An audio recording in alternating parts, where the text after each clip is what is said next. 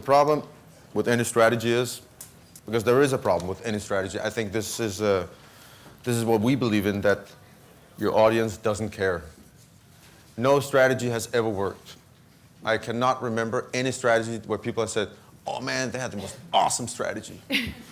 They really only care about themselves. When I'm going to pick up my kids, why didn't I pick up my kids? How is my football team doing? This is a picture of my cat. I mean, they really don't care about strategies. Nobody does. And I don't think you do either. I mean, the world doesn't work like that. So it's a buzzword that creates like a gazillion other buzzwords, and we really think you should avoid them at all costs. And we can't either, so we get polluted as well. You have to remember, we have a past in advertising, so we're like this, buzzwords, we throw up. Yeah. You have to tell a story about themselves. You have to tell them a story about something that they can relate to. That's pretty much it. That's what we believe in, that's what we think. That's what will make anything get talked about or get anything to happen, and in the end, sell. Anything really cool doesn't work. It doesn't sell itself. We don't think that, I mean, your mom's gonna buy it, of course, but nothing really sells itself. Plus a product or a movie, so much work has gone into creating this product. Let's now talk about a movie, because we're here to talk about the Nymphomaniac campaign. So right now we'll talk about it as a script. It could be any product. Any product has been made with a lot of thought and a lot of aspects to it. Coca-Cola is not always Coca-Cola. Coca-Cola is a soda water that tastes good. It has a cool color. It has a secret recipe. There's a lot of different things you could say about Coca-Cola, but they say always Coca-Cola. The product just doesn't make a good campaign. The movie itself, the script itself, won't make a good campaign. The really cool Coke won't make a good campaign. It's what you put around it. You have to tell a good story. Honestly, what we believe in, it's not about having a really kick-ass strategy. It's not about having the most creative strategy.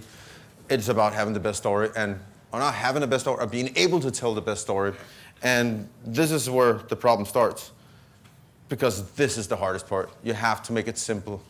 And I mean, nobody feels that, or like any director or screenwriter will come to us and say, do you know how complicated and how nuanced this shit is?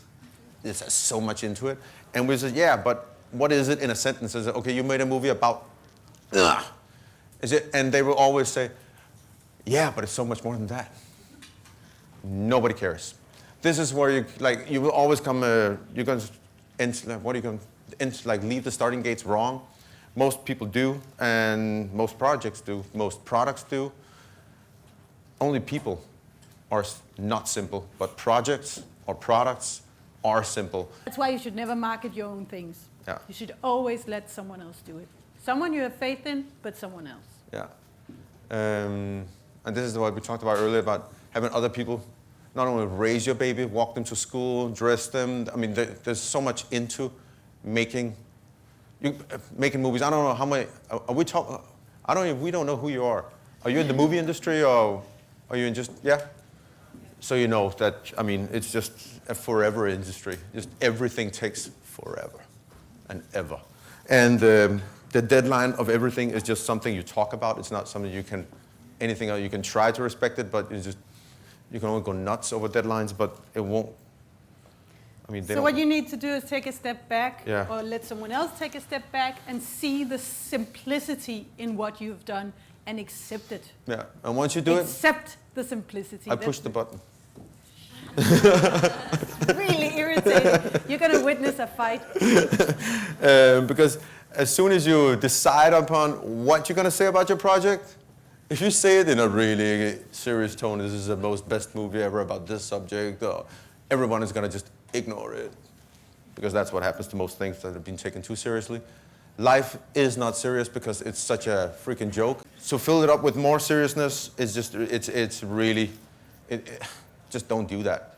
And even if you do have a very serious message in your film, or we also worked on a lot of serious documentaries. Yeah. You always need to have a little bit that punctures the seriousness, because otherwise it's almost too hard to take in. I know there's a lot of war going on, but we can't handle all subjects in one speech in Dublin. Plus, you also have to remember that, at least in movies, even though it's a serious subject you are touching in your film, or even though it's a documentary about something really, really bad, it's still entertainment.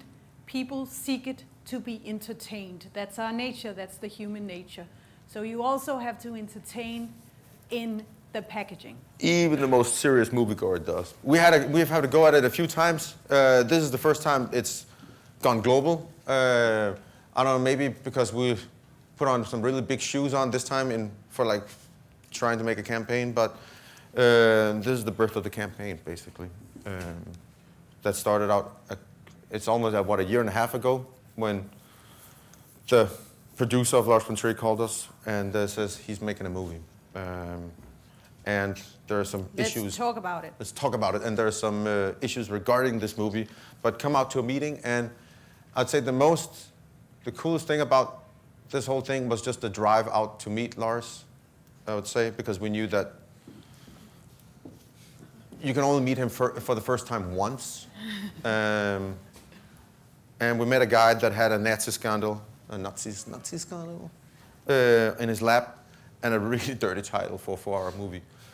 And a guy being 52 years old, it's just, I mean, how can that not be, an old pervert's dream? And, but that was the starting point. And this, a guy that's not going to talk. And a guy that really has done all his own campaigns ever since the first one, at what was 19 when he did his first movie. He's always really been outspoken about him. He's already done his own campaigns. He's always knew what exactly he was doing. And this time he says, I'm not going to say a word. And because of his scandal statements made in Cannes that, according to him, was a mistake and a joke. And he did not want to speak to the press. Also, the producer said, wouldn't it be nice if the audience of his films that are so good and so groundbreaking often could be a little bit wider than his key audience that he always targets and that will always go and see his movies? Wouldn't it be nice if we could get some more people, normal people, to go see his film? He knows that he has the grumpiest audience in the world, and they will come. And they will love and hate him for it, but they will come. He would like to have their friends come as well, and he would just like to be, part of dinner conversations, at least amongst grumpy people, like Transformers is it about, other audiences. He would just like to be a dinner conversation. So he just said, you have to make it accessible, because it is really not. He gave us a script, and the whole campaign is done based on the script, because he hadn't begun filming yet. And we knew that he couldn't do the normal trick of just making the movie, go to Cannes, make a splash, have one poster in it, and say, that's it. He knew that you're going to make it on the script, and I have made a really, he said, I've had some very complicated people involved in this, which means a lot of actors of different kinds that he's usually not working with, mixed up with the ones that he used to work with. And he said, let's show them who's working in it. And that was the starting part. What is on everyone's mind? What's on everyone's mind? Noses and beards. And glasses. And glasses and big old titties. And I mean, seriously, guys, this is what's on everyone's mind. There's nothing new in it. And it's all over. It's so much all over that we've gone completely numb to it. If you Google sex, this is what you get, and it'll just, it's going to go on and on. Everyone, the marketeers knows as well. We Google sensual ads. This is what happens. There's almost no difference. Otherwise, there's a little bit of colors, but it goes on and on and on. And frankly, we don't give a shit about sex, but there's a lot of it out there. Some of it must work, because does it work on a personal level or like an extra level? We don't know, but at least there's a lot of money involved, a wide audience involved in sex. And pornography is just the most vulgar thing we have in pop culture. It's such an easy thing to go do. I mean, that's like the most no-brainer for anybody working with anything. It's just, okay, I always do porn. I mean, and he joked about it, even in Cannes. He said, I'm doing a 4-hour, then my next project is a 4-hour porn flick. And so he also knew it. And we thought it's really funny to have the pornography that is the lowest low execution-wise you can get. And then you have his movies, on the other hand, that is like the highest execution, art house execution you can get, and you have the tension between these two is kind of our battlefield. That's where we can play. That was really a great task when we thought of execution. And we just thought, okay, who's doing it anyways? I mean, who is it working for these days? I mean, she's doing it, selling a lot of albums. They did it in the 80s? They did it in the 80s, I mean, and they did it in the 50s. Seriously, it's been going on forever. I think maybe one of the reasons why this campaign has worked is because it has taken added one more thing to the aesthetics of it. Because aesthetics are really boring. Aesthetics are really not a good story. So you need something new. You know, I mean, because we all know you can't really do it. So we have to entertain, and we just say, okay, let's be honest about it. He's a really, really funny guy. He's super frightening, absolutely, but always the smartest guy in the room, and on every level, which is really, that is what's frightening. But he's a really, really funny guy, and there's script, always an element of humor in his films. How is sensuality also used in a funny way? Has anyone done funny sensual? I don't know. We found this, and it seems nice, you know.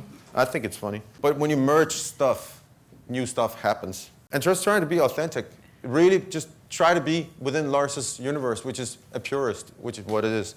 He's just looking for stuff in what he's doing, and the audience knows that. For any big movie right now, the more pieces of artwork you have, the bigger the movie. The more character posters you have, the bigger the movie. Better the better the budget, the bigger the blockbuster. And so we just took, this matrice, and we thought, okay, let's do it on the art house movie. Yeah. We have very interesting characters.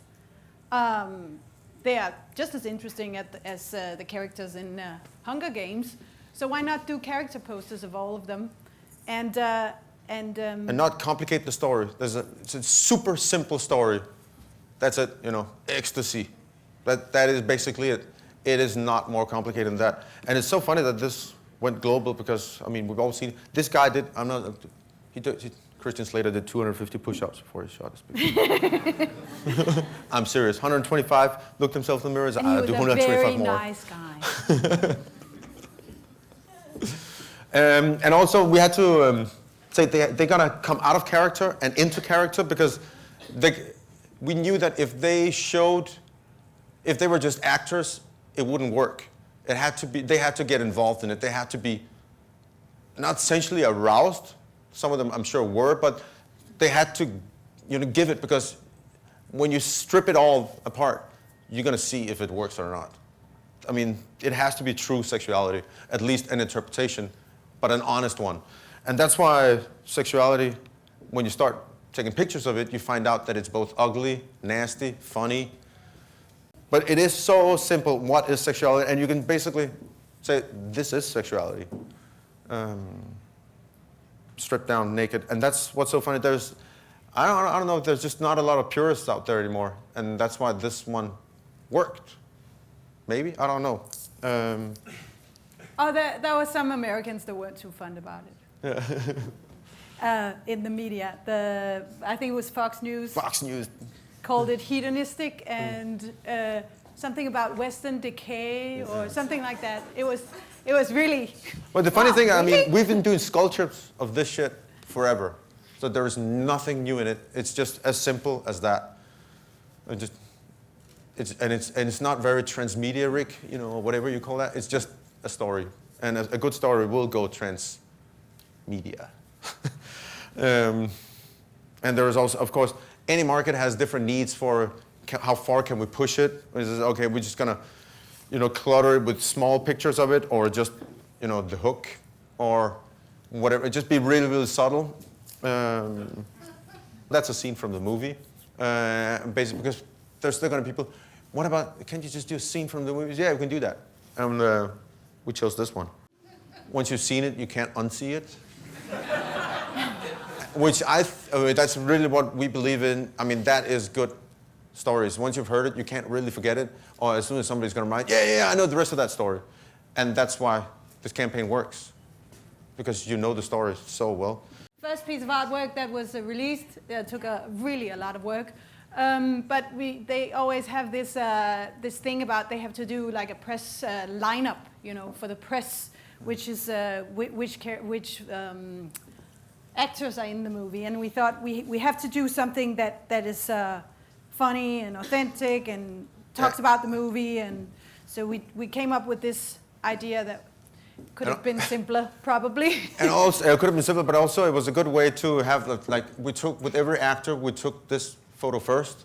Okay, first you're gonna wear this dress, and then you're gonna wear absolutely nothing at all over here. So it just, this is the getting to know each other photo. And then comes everything else around it. Once you're sucked into the, whatever you can, that'll be on the Facebook, on the page, or the website of the movie. Once you're sucked into the curiosity, okay, what is Nymphomaniac, what's going on with it? You start seeing clips, you start seeing all the other stuff that goes on in it. Because of course, with Zentropa, we knew that we had to push the movie as well, you know, the actual content of the movie. And they started having a movie, because in the beginning they didn't have a movie, and it's... And so they released chapter clips, and clips. which engaged the audience. Yeah. This is like the coolest slide we have of them all, because this is the one slide that we didn't do. The first thing that came out was the Andy Samberg jizzing in his pants. I was like, oh, it's working. Somebody understands what we did. Kermit came out. And then the most beautiful thing is that the Danish critics... Those are the ones up there. Copied it completely. And those are like the actual critics. From all the biggest national papers. Yeah. It's not the bloggers, it's the official ones. It's, okay, man, and they didn't even take a piss on it, which, I mean, I would have done for sure. I mean, we've been asked, can you do an orgasm photo yourself? It's just, no. Because we knew what it takes, and so I'm so impressed that they actually did it, because I know what it takes. It's just not an easy thing to do. But it's out there, and it will never go away. And that's why, don't they know? It will never, ever, no story will ever go away once it's documented. So the task, just to repeat, was to make Nymphomaniac relevant for a wider audience. Yeah. So we told a story about Nymphomaniac that was about the audience. Yeah. Not about Nymphomaniac. There are no good strategies. Seriously, we don't care. How can we tell a story and just execute it as pure, as simple as we can? And I think that's it. Yeah.